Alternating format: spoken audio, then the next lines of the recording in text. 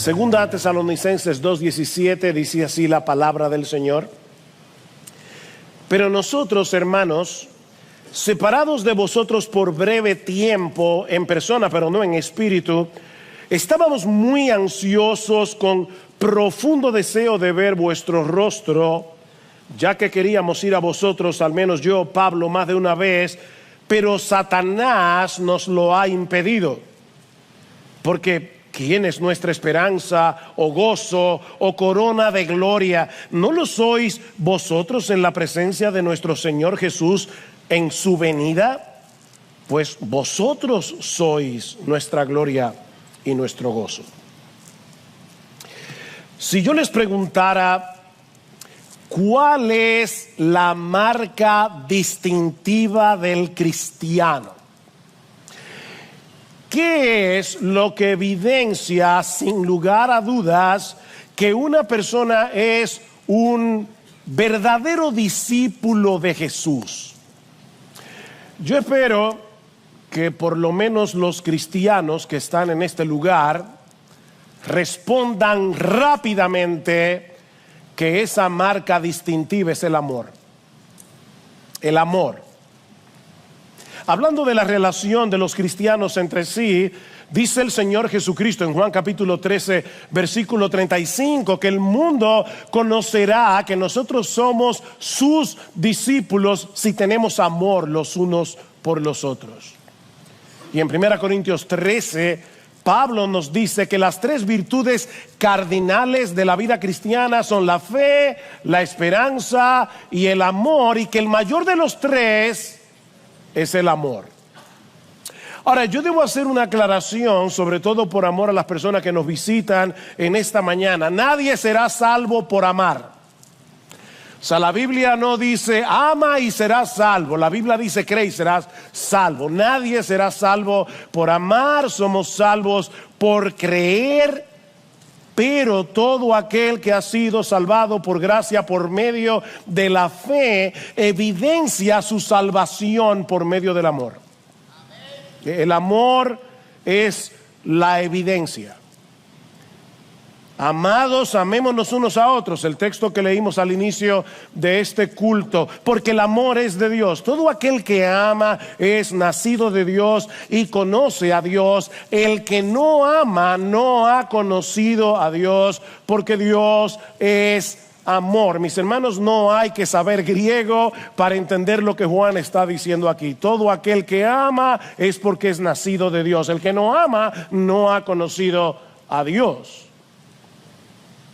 Y en este pasaje que acabo de leer en 1 Tesalonicenses, nosotros vemos claramente ejemplificado ese amor que distingue a los cristianos. Porque, mis hermanos, en su gracia común, la mayoría de la gente ama a otras personas. Pero aquí estamos hablando de un amor distintivamente cristiano, y lo veremos a medida que vamos desarrollando este mensaje. Y en Pablo nosotros tenemos un ejemplo de ese tipo de amor. Ahora, antes de entrar a considerar el contenido de este pasaje, es muy importante que nosotros veamos un poco de su contexto. Al poco tiempo de que Pablo y su equipo misionero llegaran a Tesalónica a predicar el evangelio, los judíos juntaron una turba que forzó a Pablo, a Silas y a Timoteo a huir de la ciudad. Y es así como Pablo y los demás llegan a Berea. De manera que los misioneros tuvieron muy poco tiempo, apenas unas pocas semanas, para discipular a estos nuevos creyentes y confirmarlos en su fe.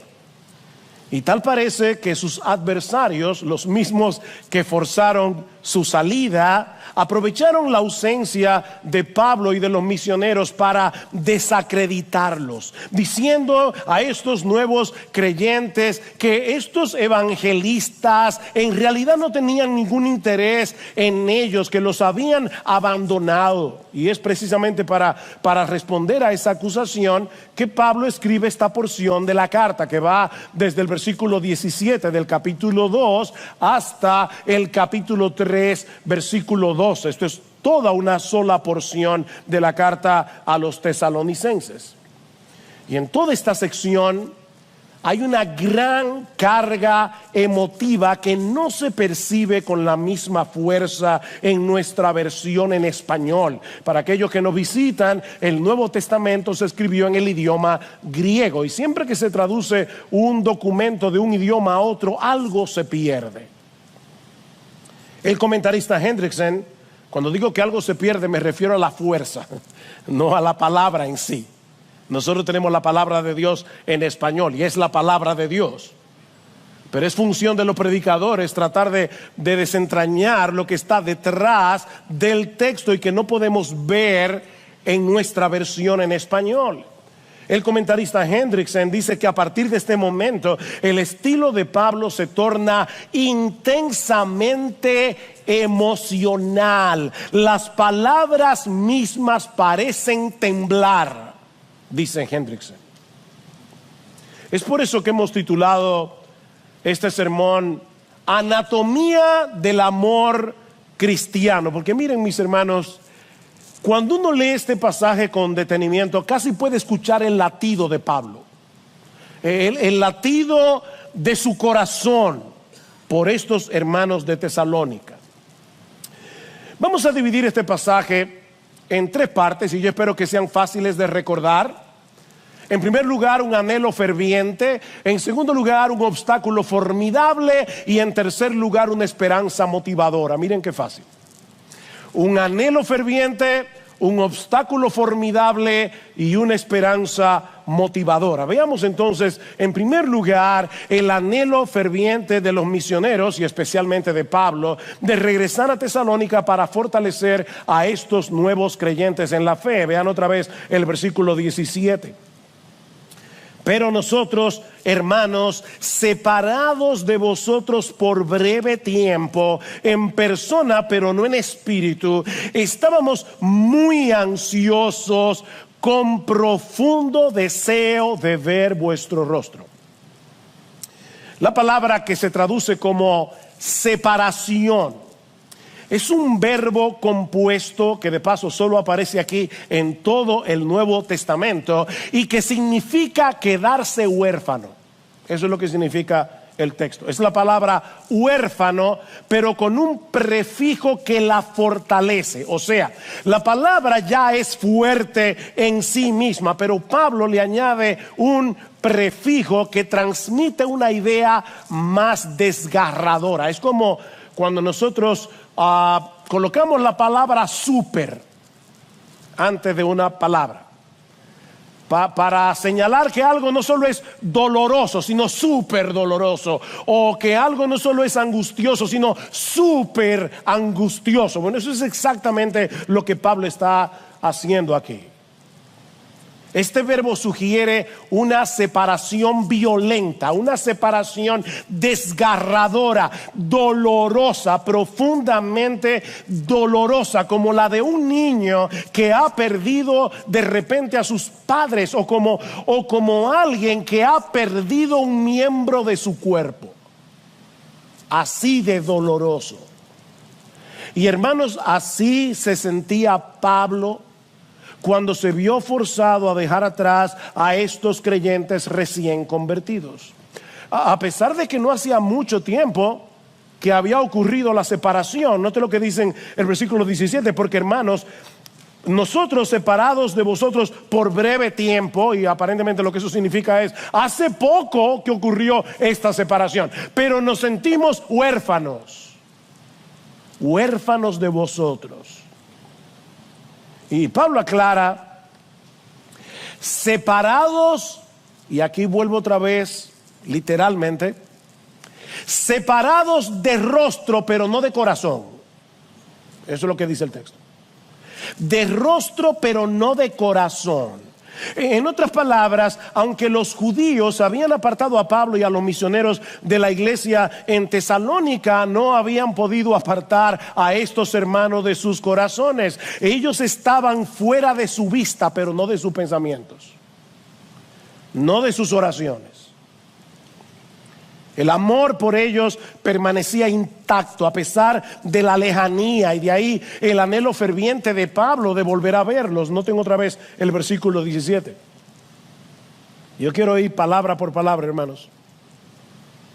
Pero nosotros, hermanos, separados de vosotros por breve tiempo, en persona pero no en espíritu, estábamos muy ansiosos, con profundo deseo de ver vuestro rostro. Y una vez más, el lenguaje es muy emotivo. La palabra que se traduce como ansioso conlleva la idea de apresurarse, de esforzarse. O sea, no se trata de una mera emoción, sino de una emoción que mueve la voluntad.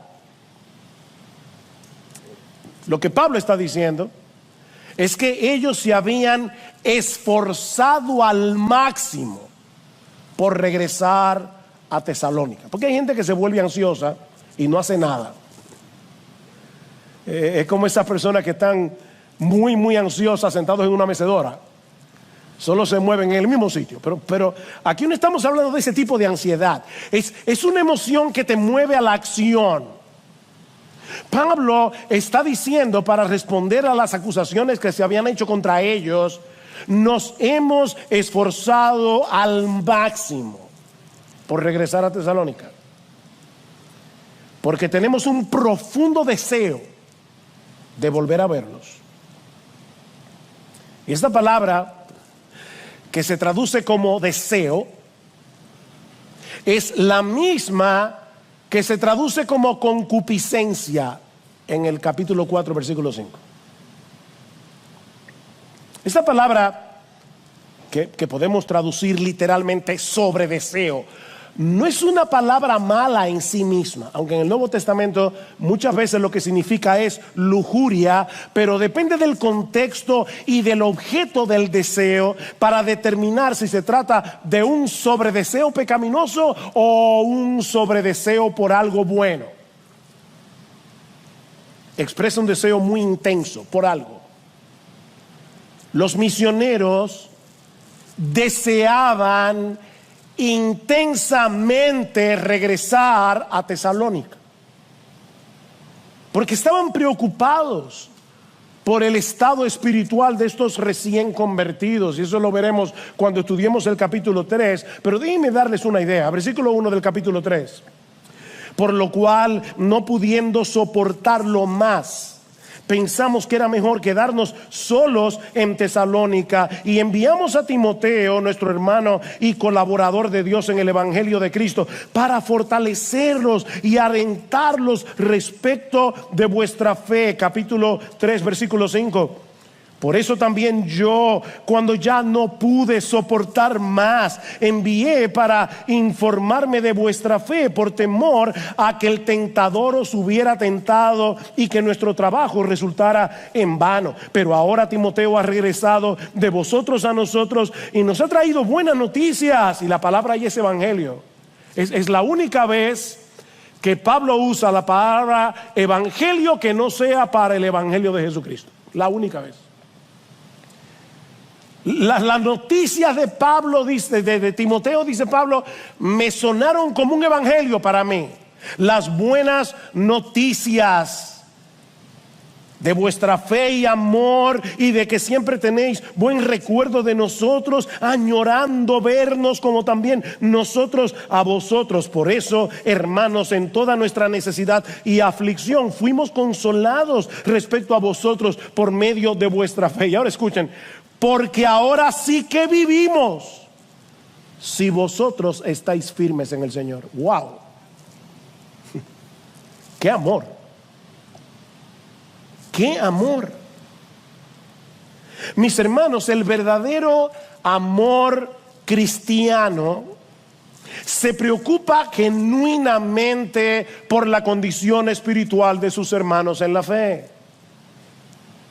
Si bien es cierto que es Dios el que da el crecimiento, Dios usa medios para que sigamos avanzando hacia la madurez. Eso es lo que Pablo nos presenta en Efesios capítulo 4. Es hablando la verdad en amor que podemos crecer para ser cada vez más semejantes a nuestro Señor Jesucristo. Lo que esto significa, en palabras más sencillas, es que es en el contexto del discipulado mutuo que la iglesia avanza hacia la madurez cristiana. Y ese discipulado no es un programa. Alguna gente nos pregunta, ¿ustedes tienen un programa de evangelismo? De discipulado, perdón. No, esto no es un programa, hermanos. Es el resultado de una genuina preocupación por el crecimiento de tu hermano. En otras palabras, tú y yo tenemos una responsabilidad de ayudar en lo que podamos al crecimiento de otros, así como nosotros necesitamos la ayuda de otros para crecer. Déjame hacerte una pregunta. ¿Tú estás discipulando a alguien ahora mismo? El discipulado no tiene que ser una cosa de 1 año, de 2 años, de 3 años. Puede ser simplemente que tú tomes a un nuevo creyente y le enseñes cómo leer su Biblia, cómo orar, cómo confesar sus pecados, animarlo a ser miembro de la iglesia. Tú estás discipulando a alguien o alguien te está discipulando a ti ahora mismo. Esto no es un programa. Es simplemente el resultado del amor. El discipulado es una manifestación concreta del amor. Pablo, Silas y Timoteo estaban realmente preocupados por el estado espiritual de estos nuevos creyentes. Pero ¿sabes qué? Dios espera ver esa mutua preocupación en todos los cristianos. Esto no es simplemente el amor de Pablo, porque tú sabes que Pablo era un súper cristiano. Pablo era súper espiritual. No, Pablo era un cristiano y era un hombre sujeto a pasiones iguales que las tuyas y las mías. Dios espera eso de todos nosotros. Pablo dice, escribiendo a los Corintios, que Dios espera que en la iglesia no haya división, sino que los miembros tengan el mismo cuidado unos por otros. ¿Oíste eso? Dios espera que en la iglesia tengamos el mismo cuidado unos por otros. Déjenme hacerles una pregunta que yo tuve que hacerme esta semana. Porque para serles muy honesto, y se lo comentaba a mi esposa en estos días, preparar este sermón fue muy duro para mí, porque vi mi pecado con una claridad asombrosa.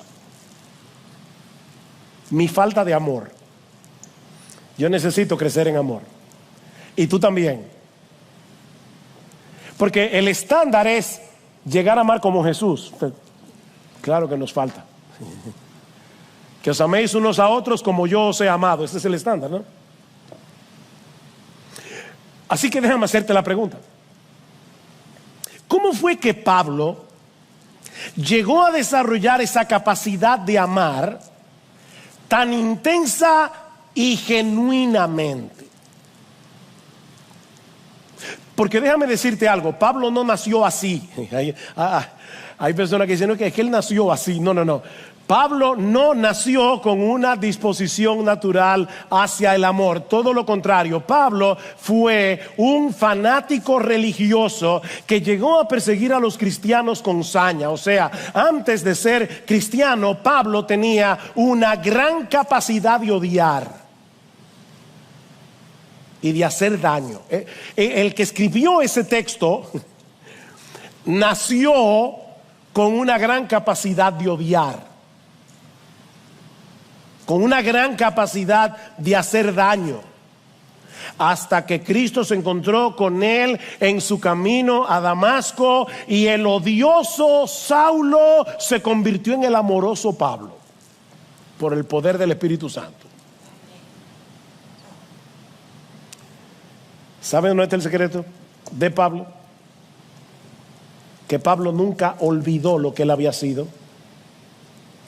Y precisamente por eso nunca dejó de maravillarse del amor de Cristo por él. Ahí está el secreto. Miren qué fácil. Pablo nunca olvidó lo que él había sido y nunca dejó de maravillarse del amor de Cristo. Y era precisamente el hecho de sentirse tan amado lo que lo movía a amar a otros sin condición.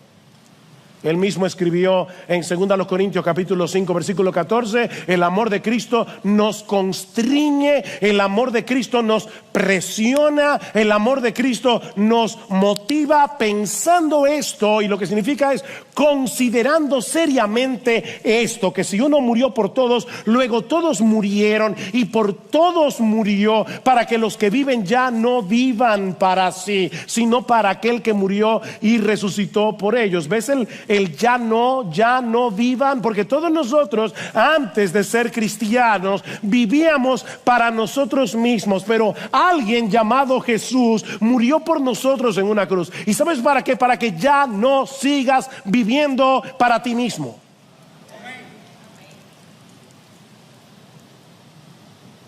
¿Tú quieres aprender a amar así? Pon el evangelio en el centro de tu vida. No lo pierdas de vista. Esfuérzate por ser intencional en recordar el amor de Cristo por ti, a pesar de tus pecados, incluyendo el pecado de tu falta de amor. O sea, Cristo nos ama a pesar de nuestros pecados, incluyendo nuestro pecado de falta de amor. Y cuando nosotros pensamos que Cristo nos ama a pesar de lo que somos, a pesar de nuestra falta de amor, a pesar de la falta de interés por otros, y Cristo nos ama, eso expande nuestra capacidad de amar.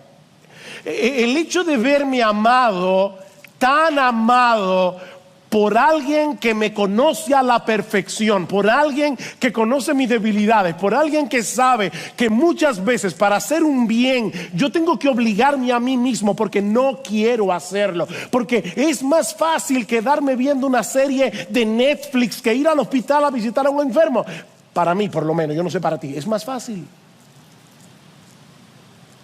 Y cuando yo entiendo, wow, Cristo me ama a pesar de lo que de cómo Él me conoce, de todos los pensamientos que me pasan por la cabeza que nadie ve, eso expande mi capacidad de amar. Ven, es el evangelio. En cierto modo,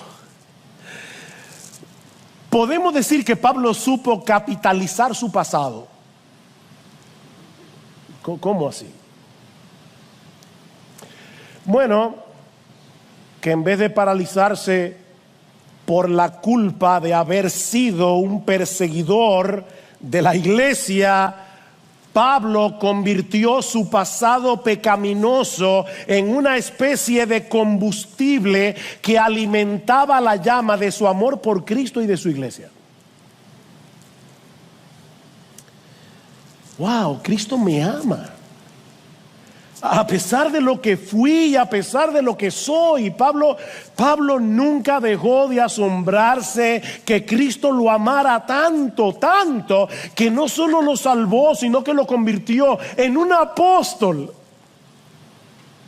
Pablo dice en Efesios 3, me encanta este versículo: a mí, que soy menos que el más pequeño de todos los santos.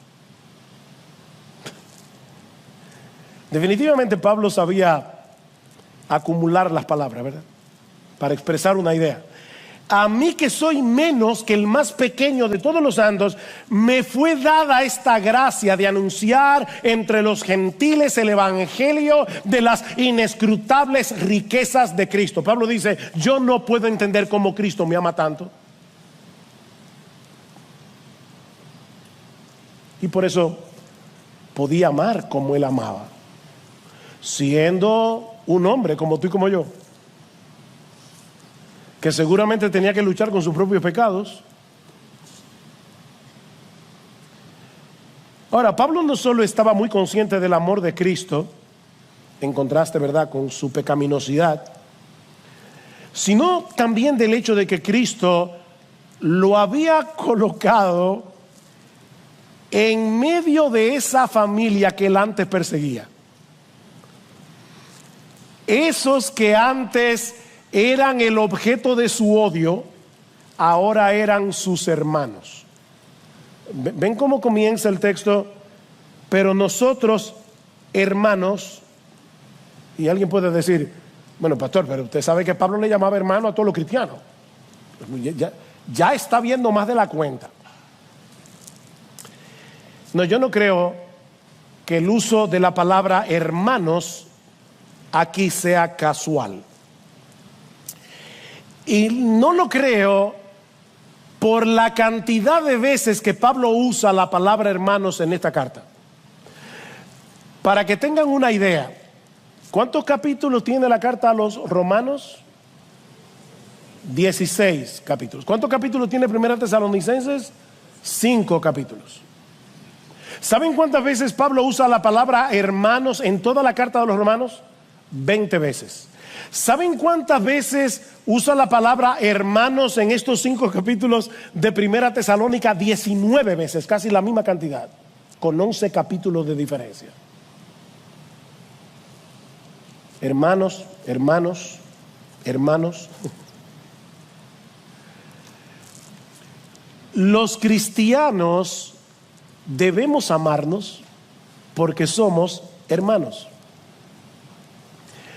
Somos y hermanos de sangre, en el mejor sentido de la palabra. Somos miembros de una misma familia, tenemos un mismo Salvador, fuimos comprados por la misma sangre y ahora pertenecemos al mismo Padre. Mis hermanos, cuando Cristo murió en la cruz, una de las cosas que nos quitó como una ropa sucia es el individualismo. Esta es una sociedad eminentemente individualista. Yo, mis derechos, lo mío. Cuando Cristo nos salvó, nos quitó la ropa vieja, sucia, podrida del individualismo y lo enterró. Déjalo ahí donde Él lo enterró. Deje el individualismo a un lado. Por eso les decía al principio, hermano, nosotros necesitamos un avivamiento de amor. Un avivamiento de amor que nos mueva a salir de nuestra zona de comodidad y arriesgarnos a amar a otros, independientemente de si los otros te aman a ti. Y digo arriesgarnos porque, déjenme decirles algo, el amor es arriesgado. Muy arriesgado. Tú puedes darte por entero a una persona que después te va a clavar un puñal en la espalda. Y como quiera, tú debes amar. Debes amar. Lamentablemente, debemos reconocer que es muy fácil para nosotros quedarnos encharcados en el nadie se preocupa por mí, en vez de decirnos a nosotros mismos, necesito crecer en mi preocupación por los demás. Yo necesito ser intencional en orar por mis hermanos en la fe, en aliviar sus cargas, en ayudarlos a crecer. Es mucho más fácil decir, nadie se pone en mi pellejo, que hacer el esfuerzo de ponernos en la piel del otro. Sobre todo cuando nosotros mismos estamos pasando por tiempos difíciles. Cuando nosotros mismos estamos sufriendo. Ustedes leyeron con cuidado lo que Pablo dijo en el capítulo 3, versículo 7, porque hay algo allí que podemos fácilmente pasar por alto, que dice Pablo, por eso, hermanos, en toda nuestra necesidad y aflicción fuimos consolados respecto a vosotros por medio de vuestra fe. Pablo mismo estaba en necesidad.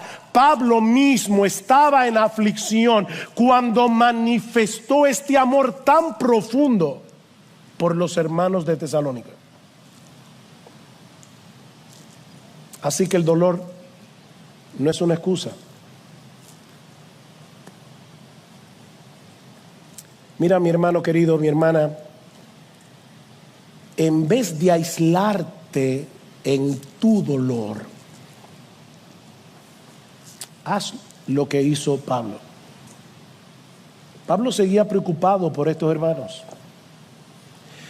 Y aunque se había esforzado por regresar a Tesalónica, algo se lo impidió. Lo que nos lleva a nuestro segundo encabezado. Ya vimos el anhelo ferviente. Veamos ahora en segundo lugar el obstáculo formidable. Versículo 18. Ya que queríamos ir a vosotros, al menos yo, Pablo, más de una vez, y no es que Pablo está diciendo, bueno, por lo menos yo, Timoteo y Sila, yo no sé, no. Lo que pasa es que varias veces Pablo se quedó solo, sin Timoteo y Silas, y muy probablemente lo que Pablo está diciendo es, cuando yo estaba solo, más de una vez yo traté de volver, y no pude. ¿Y por qué no pudiste, Pablo? Porque Satanás nos lo ha impedido. ¿Qué texto más misterioso, verdad? Satanás me lo impidió, o Satanás nos estorbó, como dice la Reina Valera del 60. Este es un término militar que hace referencia a las trincheras que cavaban en el camino las tropas enemigas para evitar que el otro ejército avance. Esa es la idea.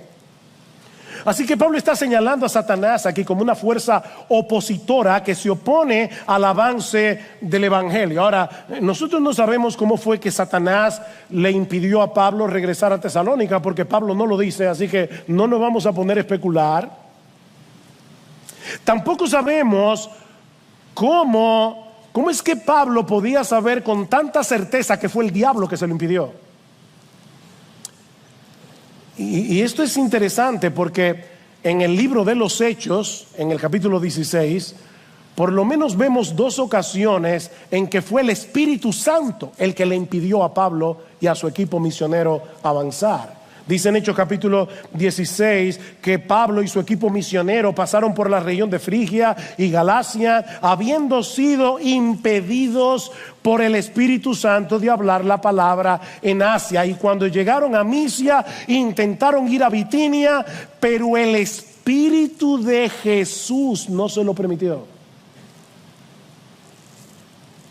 ¿Ven?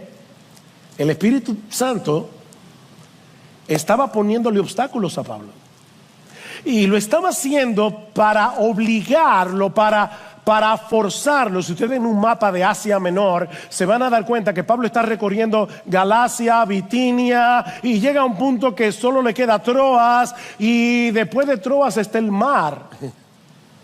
Y es ahí donde aparece un varón macedonio que le dice a Pablo: pasa a Europa y ayúdanos. Así que el evangelio llega a Europa porque el Espíritu Santo, que aquí es identificado como el Espíritu de Jesús, tiene un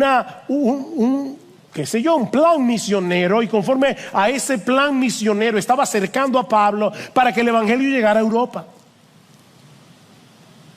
Así que yo vuelvo a preguntar: ¿cómo podía Pablo saber que en esa ocasión el impedimento vino del diablo y no del Espíritu Santo?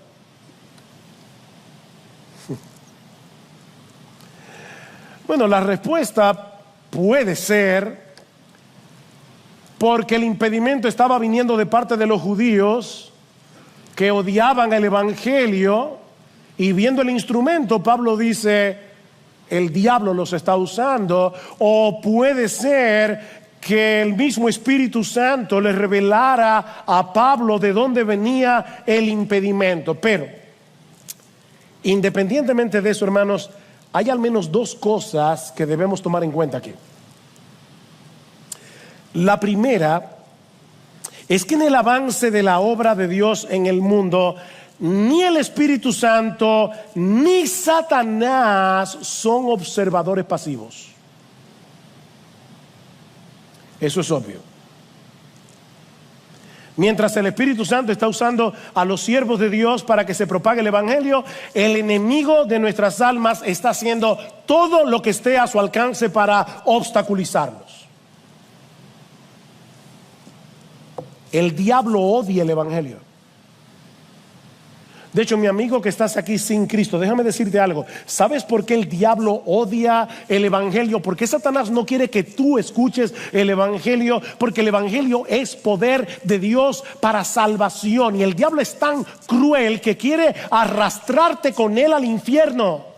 Por eso el diablo odia tanto el evangelio. No es de gratis.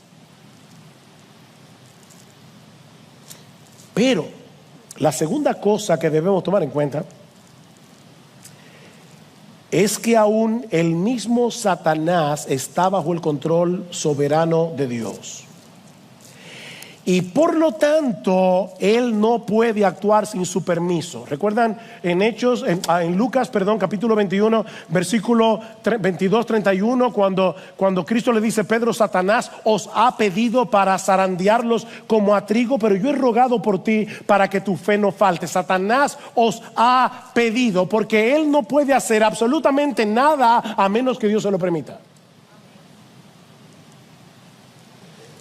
Y cuando Dios se lo permite, es porque tiene un propósito superior en mente. Dios usa al mismo diablo para llevar a cabo sus planes. Tal vez Él quiere hacernos más conscientes de nuestra debilidad y llevarnos a depender más de Él en oración.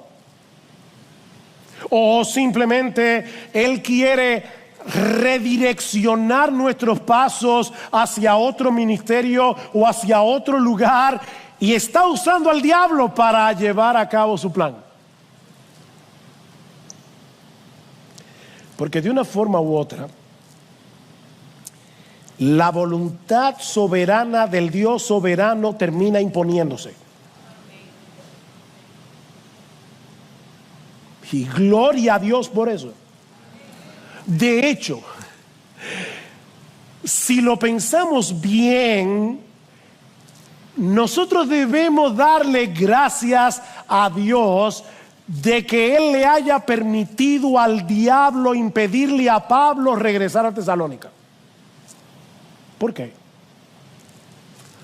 Porque de no haber sido así, Pablo no hubiera escrito esta carta, ni la segunda.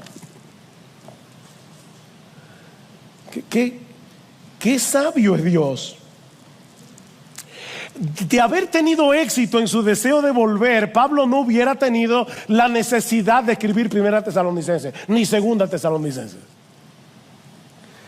Y la iglesia de Cristo se habría perdido de dos tesoros tan valiosos.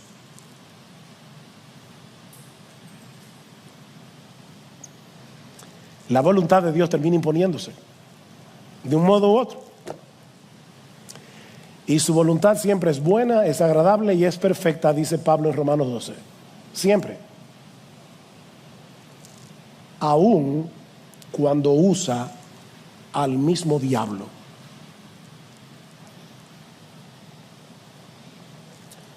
Sin embargo, mis hermanos, aunque eso definitivamente es un misterio para nosotros, el mismo Dios nos dice en su palabra que debemos orar por el avance del evangelio, precisamente debido a esa oposición diabólica.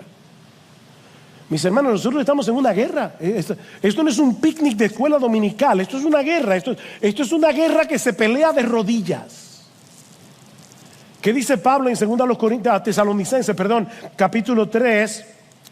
Versículos 1 al 3 dice: finalmente, hermanos, orad por nosotros para que la palabra del Señor se extienda rápidamente y sea glorificada, así como sucedió también con vosotros, y para que seamos librados de hombres perversos y malos, porque no es de todos la fe. Pablo está diciendo: oren por nosotros, porque la obra no se hace sin impedimento. Y en Efesios capítulo 6, ustedes conocen el texto: no tenemos lucha contra sangre y carne, sino contra principados, contra potestades, contra huestes de maldad en las regiones celestes. Y ahora Pablo termina diciendo: tomen la armadura de Dios y oren por mí, para que me sea dada palabra, para que yo pueda, en medio de esta guerra, yo pueda dar a conocer el evangelio como yo debo predicarlo. Oren por mí, dice Pablo, aún para que Dios me dé valor. Oren por eso. Cuando sus pastores salen a predicar, hermanos, estos o los hermanos que van a Primavera, o los hermanos que van a Yabonico y a otros lugares, que salen cada domingo de esta iglesia y de otras iglesias de Cristo en el mundo entero a predicar el evangelio, el diablo está atento, no el mismo Satanás, porque él no es omnipresente, pero sus huestes demoníacas quieren impedir que el evangelio se expanda. ¿Y qué debemos hacer nosotros? Orar. Orar, mis hermanos, porque este es un enemigo que no podemos enfrentar en nuestras propias fuerzas, y porque lo que está en juego aquí es demasiado precioso. Y eso nos lleva a nuestro tercer encabezado. Ya hemos visto un anhelo ferviente, hemos visto un obstáculo formidable. Veamos ahora, en tercer y último lugar, una esperanza motivadora. Una esperanza motivadora. Además del profundo amor que los misioneros sentían por los creyentes de Tesalónica, su anhelo de volver a verlos y confirmarlos en su fe era motivado por el gozo que estos creyentes producían en el corazón de Pablo en el presente, y el gozo que estos creyentes producirían en el corazón de Pablo en la segunda venida de Cristo. Vean el versículo 19. Segunda Tesalónica 2:19. Porque ¿quién es nuestra esperanza, o gozo, o corona de gloria? ¿No lo sois vosotros en la presencia de nuestro Señor Jesús en su venida? Pues vosotros sois nuestra gloria y nuestro gozo. Obviamente, nuestra esperanza y nuestro gozo cuando lleguemos al cielo será encontrarnos con Jesús. Nada sobrepasará el gozo y la alegría de estar en su presencia. Pero lo que Pablo está diciendo es que también será motivo de mucha alegría ver en nuestros hermanos, estoy escogiendo cada palabra, no ver a nuestros hermanos, no, eso también será de alegría, pero ver en nuestros hermanos el resultado del trabajo que hicimos aquí para beneficio de ellos. Déjenme explicar esto con calma, porque quiero animarlos. Miren, hay muchas personas que intervienen en la salvación y edificación de cada creyente. Y es imposible establecer de este lado de la eternidad qué papel le tocó a cada uno. Escribiendo a los Corintios, Pablo dice: yo planté, Apolos regó, pero el crecimiento lo ha dado Dios. Así que ni el que planta es algo, ni el que riega es algo, sino Dios que da el crecimiento. Así que al final la gloria es de Dios, porque Él es el que hace eficaz el fruto de nuestro ministerio. Pero en ese mismo pasaje, Pablo dice que nosotros somos colaboradores de Dios. Somos colaboradores. ¿Qué socios tiene Dios, verdad? Somos colaboradores de Dios. Y todos los que intervinieron en esa cadena de evangelismo, discipulado, recibirán su recompensa. Tal vez tú fuiste el primero en compartir el evangelio con alguien que en ese momento no reaccionó. Luego vino otro y regó la semilla que tú habías sembrado. Y luego vino otro, años después, ya tú ni te acuerdas que tú le predicaste el evangelio a esa persona, que volvió a regar la semilla que tú sembraste. Hasta que allí fue cuando Dios dijo: vive, y la persona se convirtió.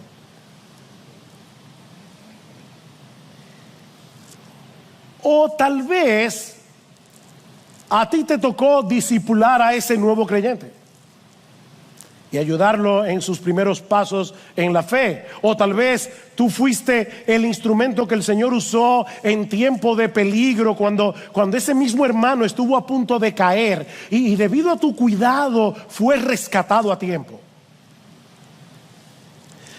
Sea lo que sea que tú hayas hecho por la salvación de algunos, por la santificación de otros, mis hermanos, todo será recordado y recompensado en aquel día.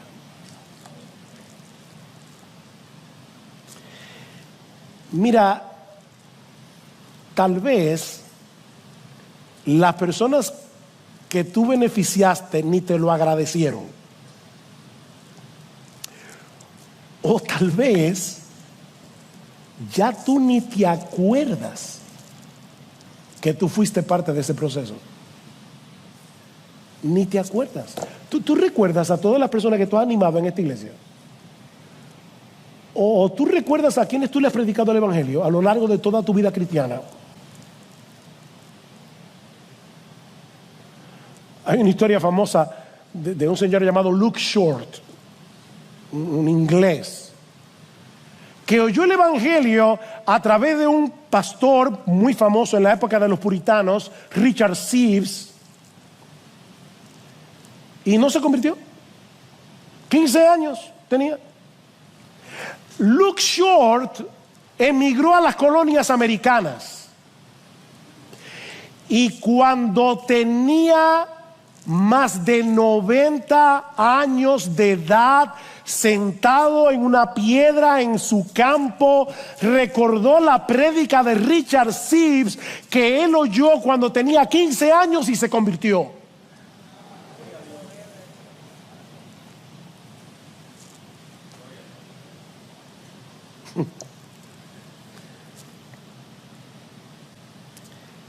Tú te olvidaste de que tú fuiste parte de eso, pero Dios no olvida. Dios no olvida. Y a nadie dejará sin recompensa. Recuerda, yo quiero animarte. Dice el autor de la carta a los Hebreos que nuestro Dios no es injusto para olvidar vuestra obra y el trabajo de amor que habéis mostrado hacia su nombre, habiendo servido a los santos y sirviéndoles aún. Dios no es injusto. Tú fuiste parte de esa cadena, recibirás tu recompensa. ¿Recuerdan lo que predicamos en el 45 aniversario de nuestra iglesia? Dice Pablo que debemos abundar en la obra del Señor, siempre sabiendo que nuestro trabajo en el Señor no es en vano. No es en vano. ¿Y sabes cuál será tu recompensa? Bueno, ese es un tema muy amplio en la Biblia, el tema de las recompensas. Y yo no pretendo en 2 minutos decir todo lo que la Biblia enseña acerca de ese tema. Pero en gran medida, la recompensa será ver el gozo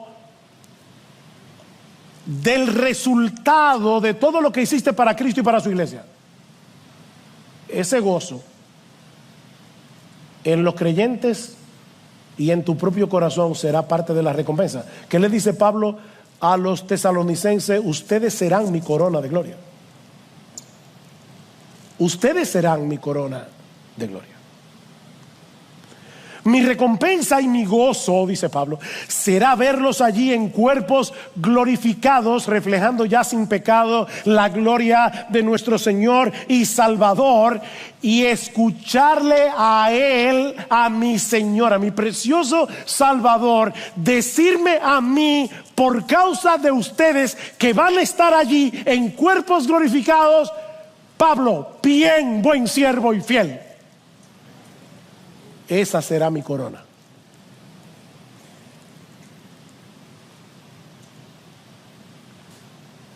Bien, buen líder de grupo pequeño.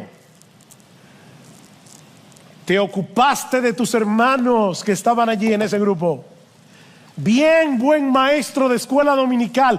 tú ni te acuerdas a quién le diste clases cuando ese niño tenía 8 años, pero tú sembraste una semilla en el corazón de ese niño cuando tú eras maestro de escuela dominical, y sin tú saberlo, con el paso del tiempo Dios fue enviando persona tras persona tras personas que regaron esa semilla hasta que germinó. Y cuando estemos en la gloria, nosotros veremos a todos esos santos brillando con la gloria de Jesús, y Cristo diciendo: no, ven acá, mi hijo, ven acá, ven acá. Tú ves que está ahí, bien buen siervo y fiel, porque Él está aquí por ti, por mí.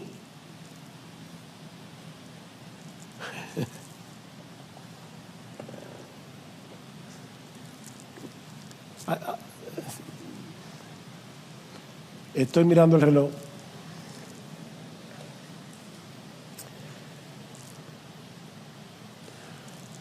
Hay una canción que no, la letra no es teológicamente tan precisa, pero muchas veces a lo largo de mi vida cristiana escucho esa canción y me pongo a llorar. Y es un individuo que narra un sueño. Ya, yo sé que algunos miembros de IBCJ ya se ponen nerviosos. Dice: yo tuve un sueño. En el sueño yo llegaba al cielo y caminando por las calles de oro me encontré contigo. Y mientras hablábamos, un joven vino caminando hacia ti y te dijo: fulano, tal vez tú no me recuerdas, pero yo fui alumno tuyo en la escuela dominical cuando yo tenía 8 años. Y un día estabas orando por tus alumnos y el Espíritu Santo te usó para salvarme a mí.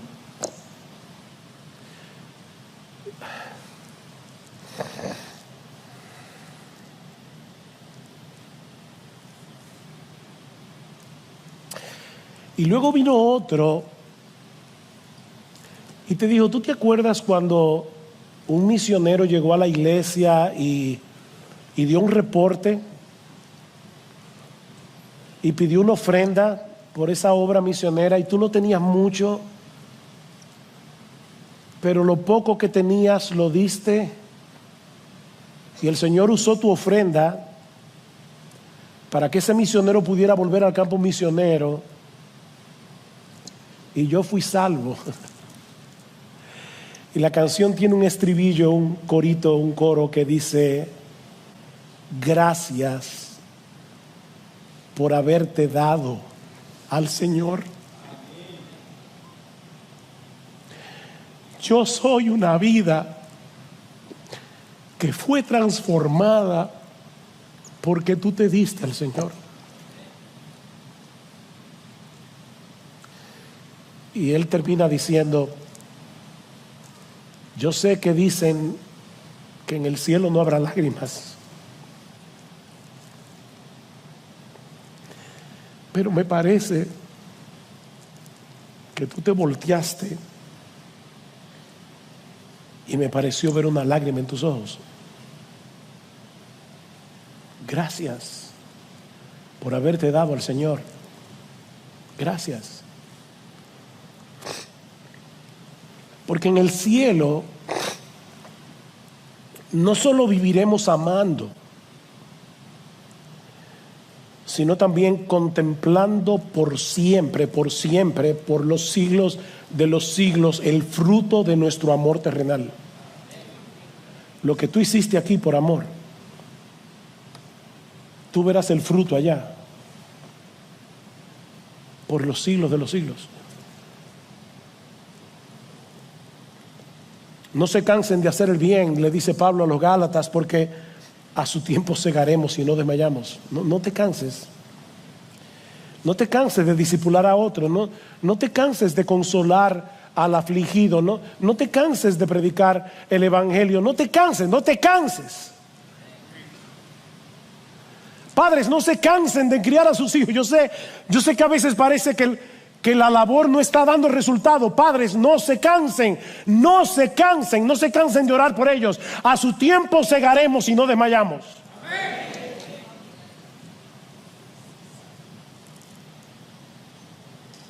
Trabaja arduamente,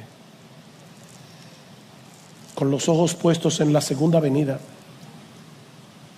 No aquí, no allá, porque ese será el día de nuestra coronación.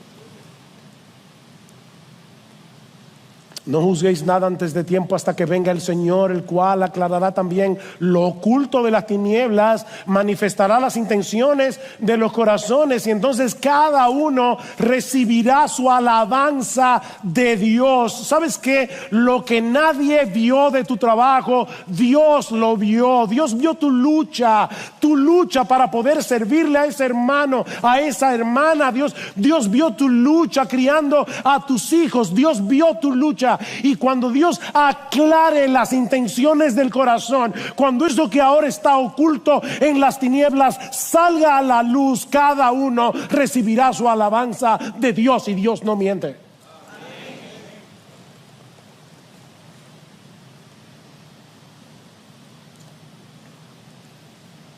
Y mientras llegue ese día,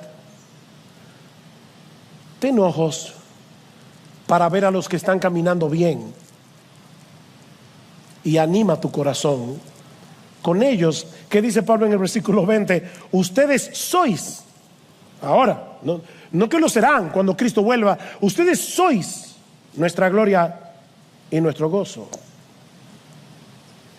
Esta iglesia llenó de gozo y de alegría el corazón de Pablo, cuando muchos otros fueron motivo de desaliento para él. Mis hermanos amados de Iglesia Bíblica del Señor Jesucristo, los pastores somos alentados, somos animados por la iglesia. No solamente cuando nos dicen palabras de ánimo. Somos animados al verles recibir la palabra predicada con un corazón enseñable. Somos animados al percibir en los miembros cómo están tomando en serio su propio crecimiento espiritual y el crecimiento espiritual de sus hermanos. Créannos, amados hermanos de IBCJ, eso anima nuestro corazón como nada más puede hacerlo.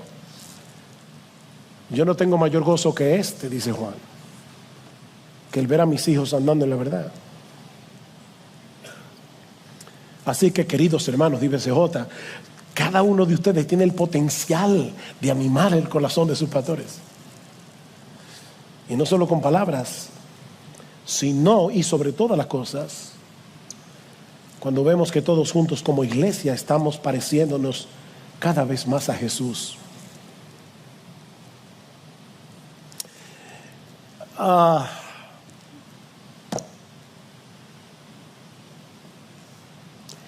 Yo no puedo terminar sin decir dos cosas. Sí, me pasé. Una vez al año no hace daño, dicen los cubanos. Déjeme añadir solo dos cosas. Voy a tratar de ser breve. Voy a ser breve. La primera es que vuelvas a recordar el Evangelio. Vuelve a recordar el Evangelio, porque miren, es muy difícil escuchar un mensaje como este y no sentirse muy mal, bien convicto de pecado. Se lo digo por mí. Nos quedamos tan cortos al ver ese ejemplo de amor. Pero recuerda, mi hermano, mi hermana, que Cristo vivió, murió y resucitó por ti, para reconciliarte con el Padre. Él llenó la medida de amor que nosotros jamás vamos a poder llenar de este lado de la eternidad, que de hecho ni siquiera Pablo la pudo llenar, una medida que nadie puede llenar. Y la sangre que Él derramó en la cruz hace 2000 años todavía nos limpia de pecados, incluyendo nuestra falta de amor.